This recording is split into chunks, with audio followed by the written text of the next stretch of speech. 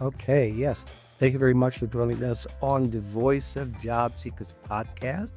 If you're attending the LinkedIn Live, welcome to join us in the chat. We'd love to hear your questions. I'll be watching that. If you have any questions, you want to make any comments, you can say hi to Lorraine. Let us know where you're from. We'd love to hear from you.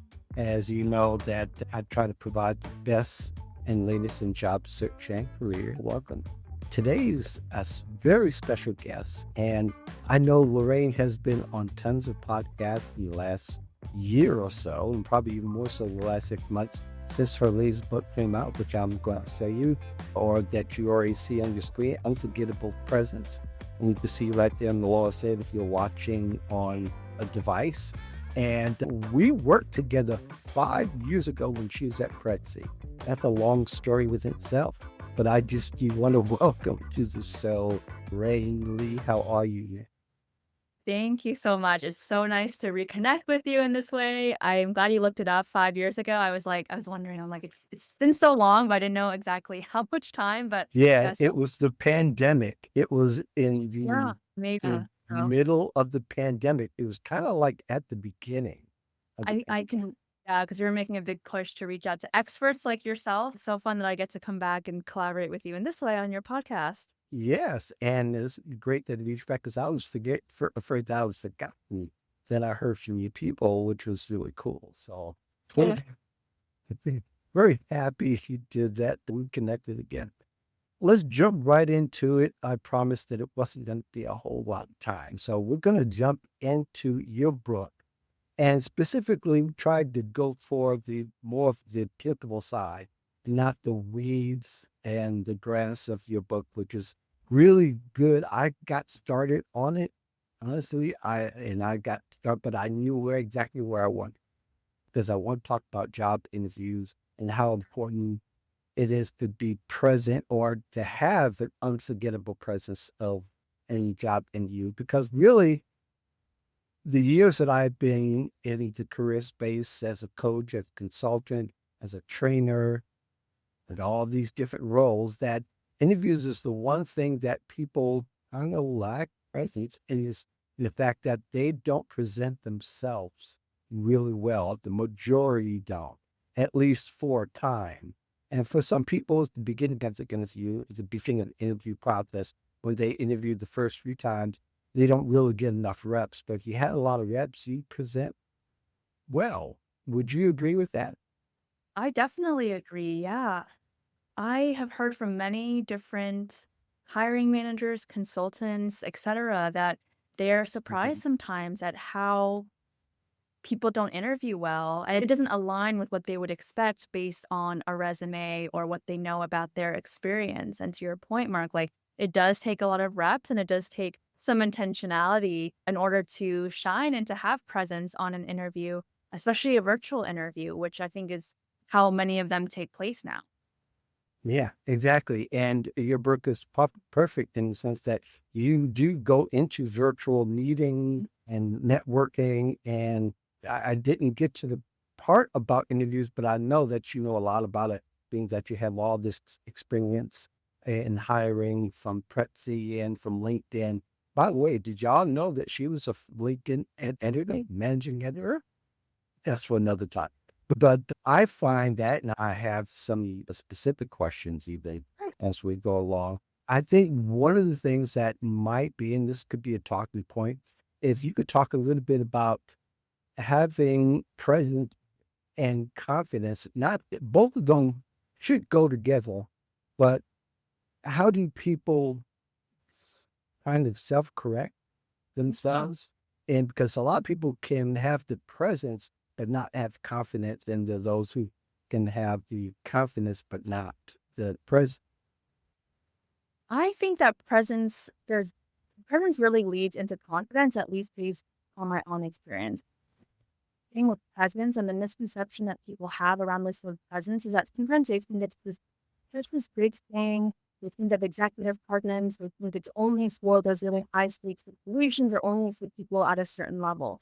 What I've come to learn and what I talk about in the book is that presence is a bunch of those smaller moments that build up over time that create your reputation. And when you know being intentional about your presence on LinkedIn, when you have a strong video presence and you know you're showing up professionally on camera and you have presence in meetings and even in the way that you communicate over email, that leads to confidence. And so I feel like presence is such a good first step, one in the mindset shift in that it's something for all of us that we can build and grow. And then as you start being more thoughtful about that and realizing that you do have a great presence in all these areas, to me, that's just an automatic into, oh, yeah, I feel confident because I know that my presence is strong. I know I'm coming across the way that I want to come across. Yeah. And I think people who interview other people for a living, and I'm talking about even if they like a CEO, people who have done it, who've been in management for a while, they can read the room where that person is and them. They may not have a great interview presence themselves, but they can definitely look at body language. They can hear the tone of the voice and can hear all the boxes that they can't check up. Yeah, I like that you touched on that. There's a big aspect to nonverbal communication that contributes to your presence, your body language, your facial expressions, the tone, the way that you speak, like all of these things are part of that. Yeah. Now, I think that in your experience, that perhaps all of us have our stories of when we don't interview well, and especially when you're fresh out of college, you don't Mhm. interview. I know I didn't, but there's a lot of graduates who are interviewing probably exclusively for the first time in their lives, where really their main job is to go out and interview. What are some of the challenges that you've experienced, that you find, that you've heard of, where the graduates are lacking that presence that they need to have in interviews or that's expected of them? For sure. The first thing I would say is focus on your video presence. So in the book, I talk Mm, about the T method. T stands for tech, energy, aesthetics. Not hard things to solve for, but again, like, it takes some intentionality, but when you have a curated background, when you have the framing correct, when you're making eye contact and releasing that oxytocin, the social bonding hormone, all of those mhm, things positively impact how others perceive you. So I think that's a really important piece. You don't want to be backlit, you don't want to, I don't know, be in your dorm, kind of a messy dorm room, like, behind you when you're interviewing, so making sure that you're focused on the tech, energy, aesthetics piece of it is key. And then making sure that you understand how to tell your story. I think a lot of new grads, and myself included, when people ask you about your experience, it can be very literal and maybe you don't have as much experience that you can point to. But if you can weave a story, talk about at a deeper level, like what makes you excited or passionate about this industry or type of role or space, that is going to allow the interviewer to better understand where you're coming from and then also feel your passion for the role, right? You don't always mhm. need to show that you've had the exact experience, but showing the story and your connection to it and being able to talk articulately about yourself, I think, and show a willingness to learn, like those are all really important things that show potential and can, I think, allude to success in the future if you were to join that company. Yeah, you said a lot of things that I absolutely love. One thing about background with college students, especially the dorm room, I recommend it to a college student that they go to a library and hold a room just for them to interview and just for them to work because always the background That's is nice. Yeah. vanillas, Yeah. conservative, and may even have a college look, which is appropriate for a college student to have that, Sure. or even a graduate. And the other thing I love that you said too is the fact that brought out enthusiasm. There is a thing called unemployment fatigue. I don't know where I got that, Yeah. but it can come across, especially for those who are a little bit older, seasoned, and have been looking for a job for a long time, because we got a lot of people like that in Yeah. this particular economy. After 6 months, you're tired of being home. You're tired of looking at your computer, and you can actually miss an opportunity if you're not sharp because you can fall, your presence can fall between the cracks. Yeah, I think that's a very real thing. Job application burnout as well. It can happen. And so, that to that point, like we want to try to be as focused as we can and understand what exactly do we want for ourselves versus spray and pray our applications and just hope like one of them comes through when you can instead focus your energy on those specific opportunities that you really want.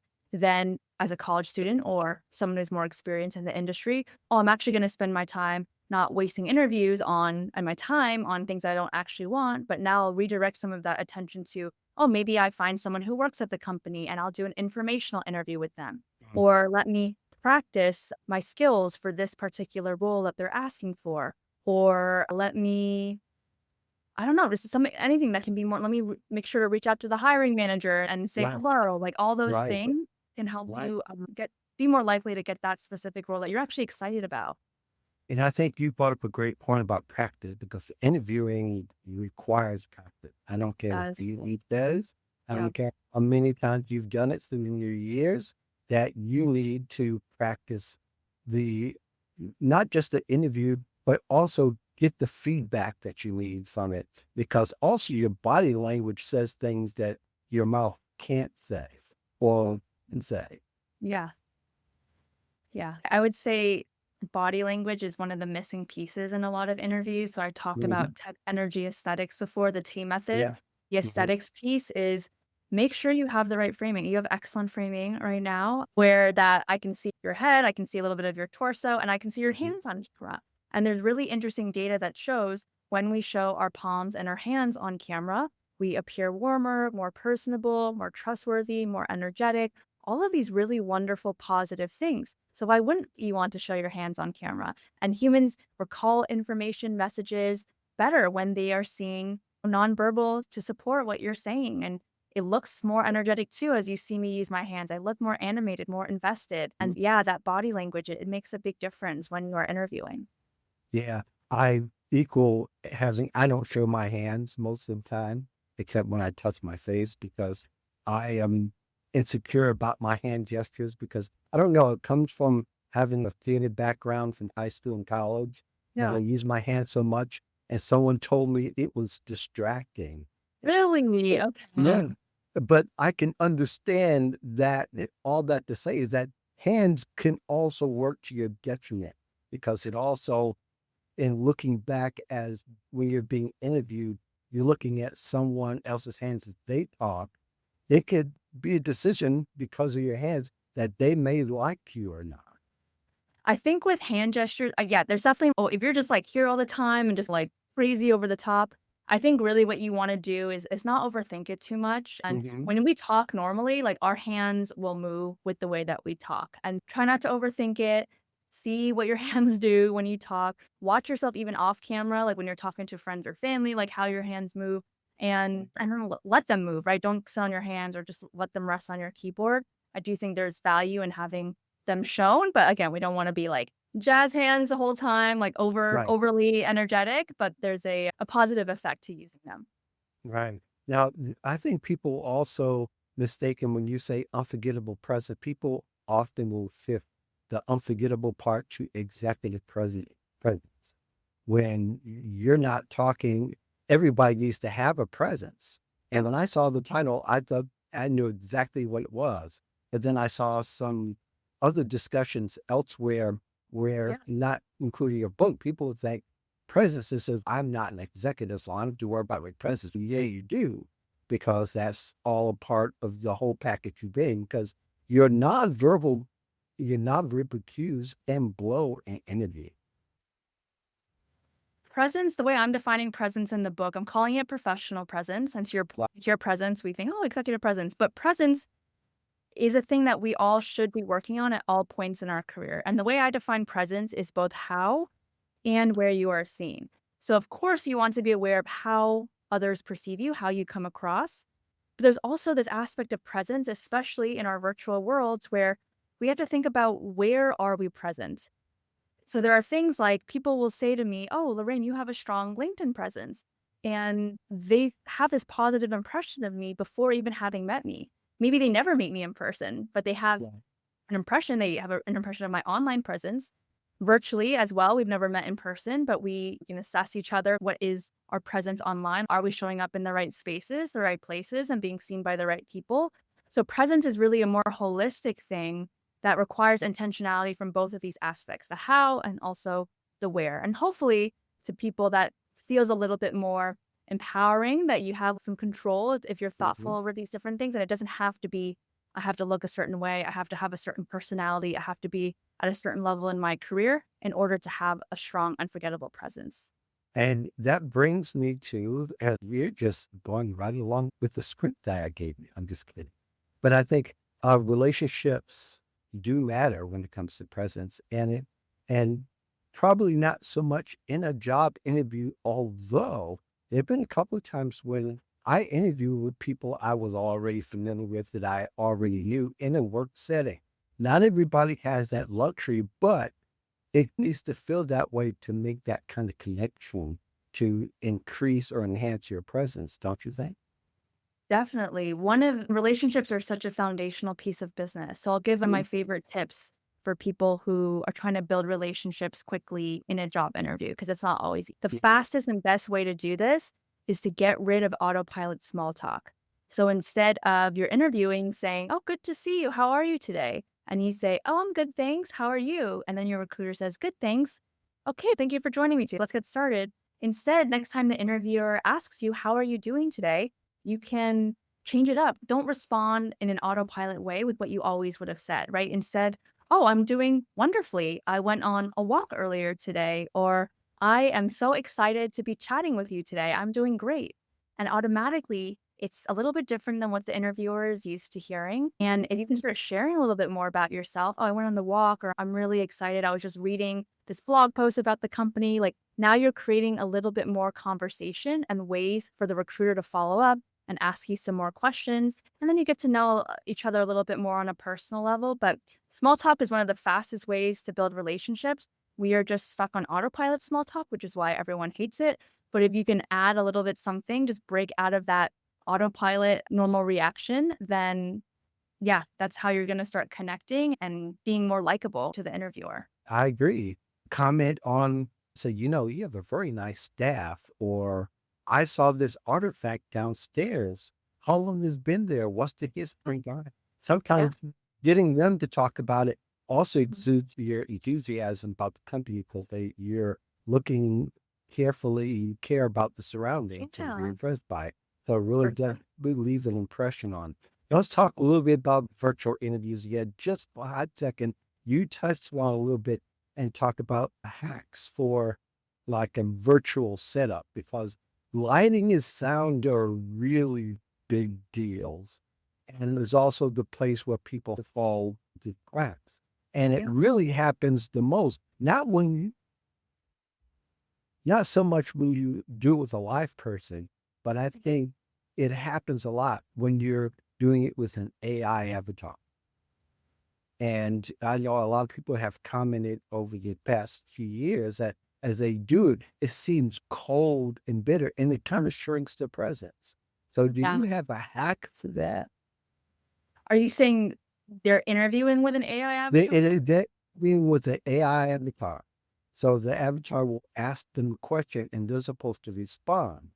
Oh, And sometimes you don't get the feedback yeah. from the person say, "Oh, your lighting is a little bit off.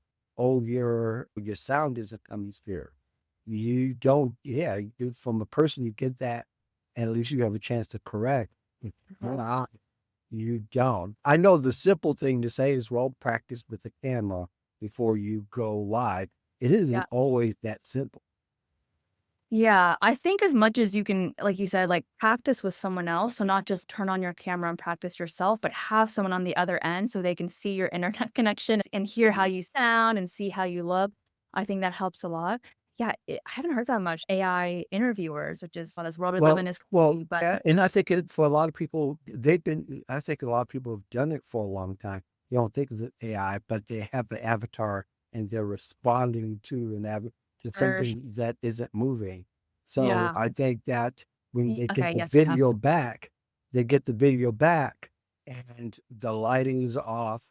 There's no feedback. And usually people are responding to what they see as far as, like you said, the nonverbal cues. You Mhm. have that with the avatar and Um, below touch. yeah, I think if you were to see after the fact that things didn't look as good, if possible, I would make a separate recording and just show yourself in a good light and with the right framing and all of that. A short video message so that they can Mhm, feel like they're connected to you and that you it's like anytime you also like fumble in an interview and you're like, "Oh, I wish I would have said that thing." There's always a way you can fix it after, right? You can always email something afterwards and just put in that extra step if you really want that job. And so I think with an avatar for that, like, personal human connection, I would say to try to have a photo of someone who you feel comfortable talking to and mhm. have that near your webcam, so it does feel a little bit more like a person versus just a bot. And I think from my theater background, you can mark your room where is the perfect camera angle Yeah. and what the lighting is and the setting so that Mhm. you can be assured that at least they can see and hear you. Although the Wi-Fi connection is a great point that you made, that's not always predictable. I know. Oh gosh. That's not all predictable. I have a huge Wi-Fi running through here because I do a lot of videos and I do a lot of streams and I have to have it and I need to make sure that my downstairs has the same amount as well. And I think Yeah. sometimes i- location matters just as much as your Yes, lighting does. for So sure. great. Is there anything else you want to add before we sign off here? And I really appreciate your time and to get a few minutes with you is like gold. Of course.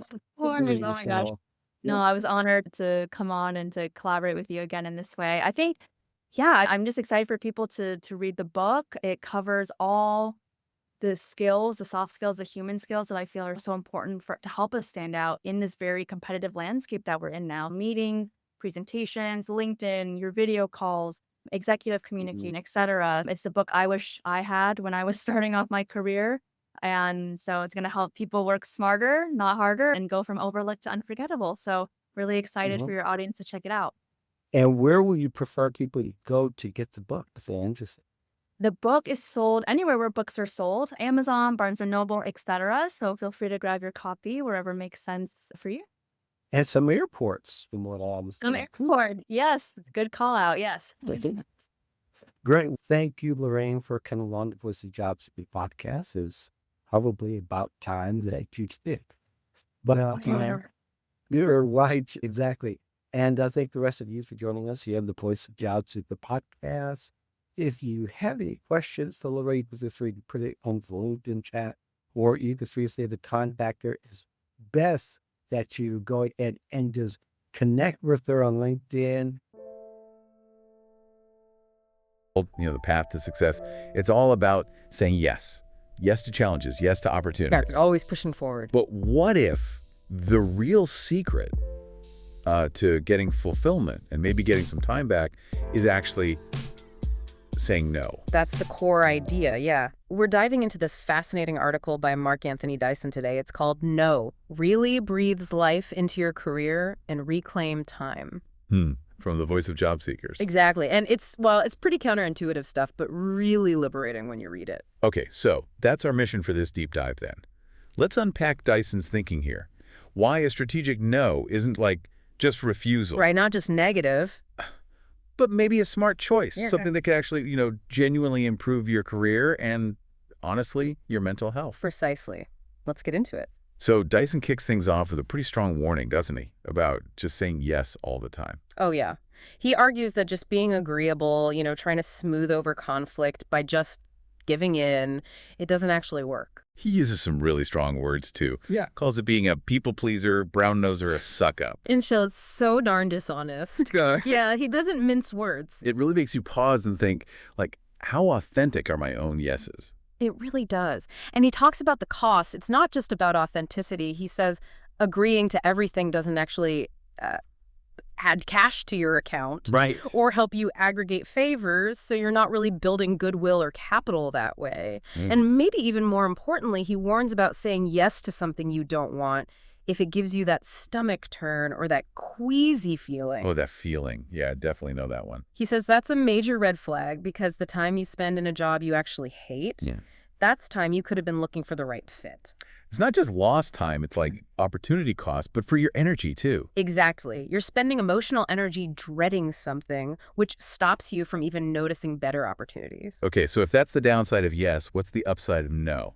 Dyson flips it, right? Yeah. He does. He says, look, yes, probably won't bring eternal happiness. Uh-huh, probably not. No could bring you fulfillment.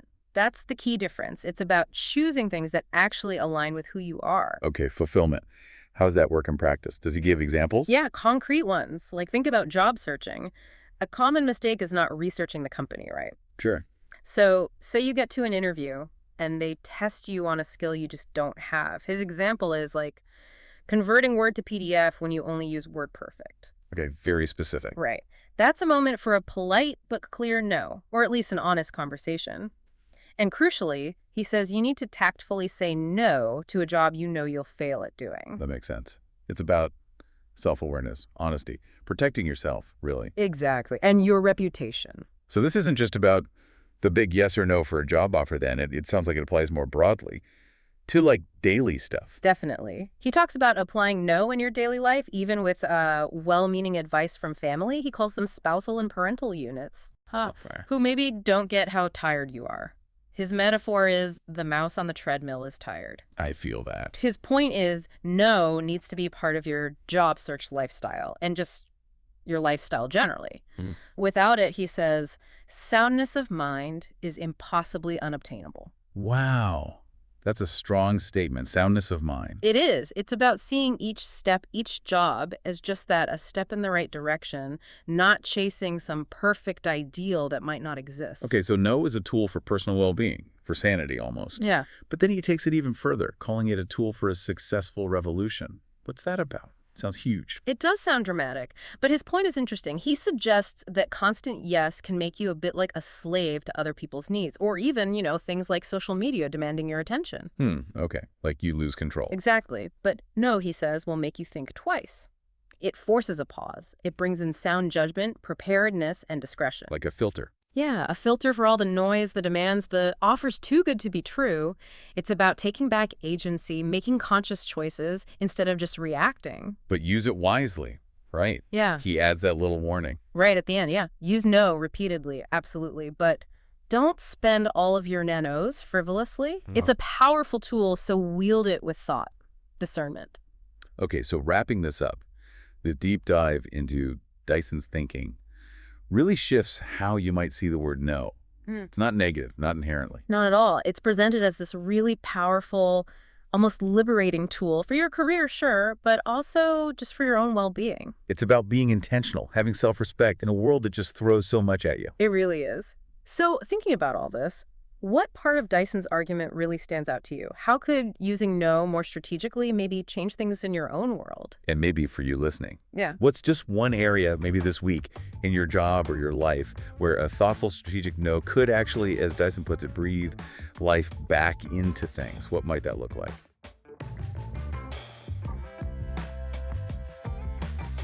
You can see all her posts because she's a regular poster.